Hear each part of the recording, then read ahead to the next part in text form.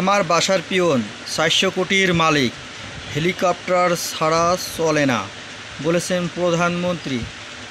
গণভবনে গতকাল চীন সফর নিয়ে আয়োজিত সংবাদ সম্মেলনে প্রধানমন্ত্রী শেখ হাসিনা বলেন, আমার বাসার পিয়ন ৪০০ কোটি টাকার মালিক, হেলিকপ্টার ছাড়া চলেই না। প্রধানমন্ত্রী শেখ হাসিনা বলেছেন, আমার বাসায় কাজ করে গেছে পিয়ন, সে এখন ৪০০ কোটি টাকার মালিক, হেলিকপ্টার ছাড়া চলে না। কি বলবো, এটাই বাস্তব। আমি জানতে পেরে তার কার্ড সিজ করেছি, তাকে চাকরি থেকে বের করে দিয়েছি, যা করার আমি ব্যবস্থা নিয়েছি। গতকাল রোববার বিকেলে গণভবনে চীন সফর নিয়ে আয়োজিত সংবাদ সম্মেলনে দুর্নীতি প্রসঙ্গে এক সাংবাদিকের প্রশ্নের জবাবে তিনি এই সব কথা বলেন।